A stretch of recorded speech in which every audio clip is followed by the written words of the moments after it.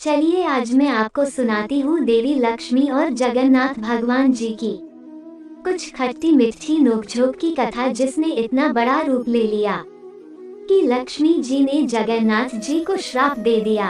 लेकिन ऐसा क्या हुआ जो लक्ष्मी जी को देना पड़ा था श्राप, तो चलिए जानते हैं।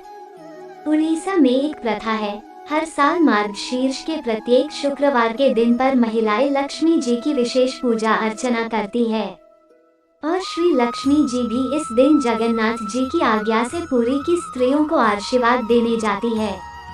एक दिन लक्ष्मी जी ने एक बूढ़ी ब्राह्मणी का रूप लिया और अलग अलग घरों में जाने लगी। सुबह हुई, काफी समय बीत गया, लेकिन एक स्त्री फिर भी सो रही थी। घर में सफाई भी नहीं हुई थी। ये देखकर लक्ष्मी जी घर में एक वृद्ध स्त्री के पास गई और कहा कि आज तो लक्ष्मी जी को प्रसन्न करने की विशेष पूजा का दिन है और आपके घर में स्त्रियां सो रही है। ये अच्छी बात नहीं है। आपको लक्ष्मी जी को प्रसन्न करने के लिए पूजा करनी चाहिए थी। ये सुनकर उसने कहा, हमें क्या सिखा रही हो, हमारे ऊपर तो पहले से ही लक्ष्मी जी की बड़ी कृपा है। हमें कोई जरूरत नहीं पूजा वूजा करने की। चलो जाओ यहाँ से और अपना उपदेश किसी गरीब को सुनाओ। पता नहीं कहाँ से आ जाते हैं सुबह सुबह। जब लक्ष्मी देवी ने ये सुना तो वो वहाँ से चली गई और अपने साथ उस घर का सारा वैभव भी समेटती चली गई। वो इतने गरीब हो गए कि उन्हें भीख मांगकर अपना जीवन यापन करना पड़ा। उसके बाद लक्ष्मी जी उस गांव में पहुंची जहां चांडाल जाति के लोग रहते थे। वहां जाकर उन्होंने एक चांडालिन के घर में प्रवेश किया। वो सुबह जल्दी उठकर श्री लक्ष्मी जी की पूजन की तैयारियां कर रही थी। ये देखकर लक्ष्मी जी प्रसन्न हुई और वहां अपनी कृपा बरसाई। ऐसा करके लक्ष्मी जी भिन्न भिन्न लोगों के घर में जा रही थी। उसी समय जगन्नाथ जी और बलराम जी टहलने के लिए निकले हुए थे। तभी उन्होंने देखा कि लक्ष्मी जी श्रीसा चांडालनी के घर से बाहर आ रही थी। ये देखकर बड़े भैया बलराम जी को गुस्सा आया। उन्होंने जगन्नाथ जी से कहा, तो कान्हा, तुम्हारी पत्नी एक चंडाल के घर जाकर आ रही है। क्या उसे नहीं पता कि ये लोग अशुद्ध होते हैं और किसी भी नियम का पालन नहीं करते? और फिर भी वो उनके घर में गई थी। अब वो मंदिर में प्रवेश करने योग्य नहीं रही, इसलिए अब तुम्हें अपनी पत्नी लक्ष्मी देवी का त्याग करना होगा। देखिए, मैं आपको यह स्पष्ट करना चाहूंगी कि चांडाल जाति कोई जन्म से नहीं बल्कि कर्म से है। अपितु ये वैदिक धर्म का पालन नहीं करते और अवैध कार्यों में लिप्त रहते हैं, चाहे फिर वो ब्राह्मण कुल में जन्मे हो या फिर निम्न जाति में। इसलिए ये मत सोचिएगा कि बलराम जी निम्न जाति की उपेक्षा कर रहे हैं। चलिए अब आगे बढ़ते हैं।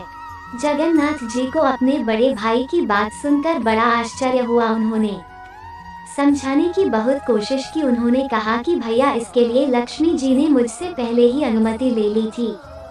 आज के दिन वो अपने भक्तों के घर जाएगी। उनकी पूजा तो हर कोई कर सकता है, इसमें भेद कैसा? ऐसा मत कहिए भैया। लेकिन नहीं, बड़े भैया तो बड़े भैया है। वो अपनी बात पर अड़े रहे। उन्होंने कहा, वो मुझे कुछ नहीं सुनना, अपनी पत्नी को त्याग दो। ये सुनकर जगन्नाथ जी को बात माननी ही पड़ी। इस प्रकार हमारे प्यारे जगन्नाथ जी फंस गए। एक तरफ हमारे बड़े भैया, एक तरफ हमारी आज्ञाकारी पत्नी। अब क्या करे भोले भाले जगन्नाथ? आखिर थक हार कर लक्ष्मी जी को बुलाकर कहा कि बड़े भैया बलराम जी की आज्ञा है कि आप मंदिर में नहीं प्रवेश कर सकती।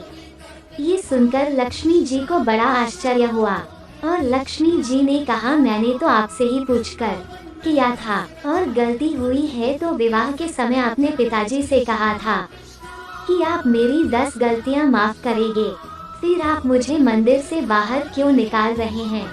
जगन्नाथ जी मौन हो गए। उनके मौन का अर्थ यह था कि वो अपने बड़े भाई की आज्ञा को नहीं ठुकरा सकते। ये देखकर लक्ष्मी जी को क्रोध आ गया और उन्होंने जगन्नाथ जी को श्राप दे दिया।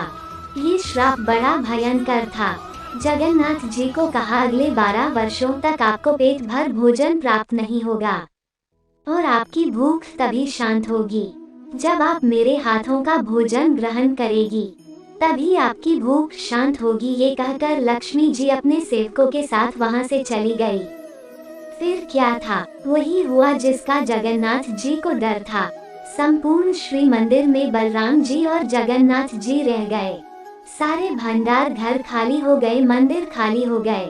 सभी सेवक मंदिर से चले गए, सारा धन और ऐश्वर्य मंदिर से चला गया और मंदिर सूना हो गया। क्या बिना लक्ष्मी जी के मंदिर चल पाएगा? क्या अब जगन्नाथ जी और बलराम जी भूखे रहेंगे या फिर कोई और आएगा उन्हें भोजन देने? इन प्रश्नों के उत्तर हमें मिलेंगे अगले भाग में। कथा का पहला हिस्सा अच्छा लगा हो तो वीडियो को लाइक, शेयर और चैनल को सब्सक्राइब करें, नहीं तो आप अगला भाग मिस कर देंगे।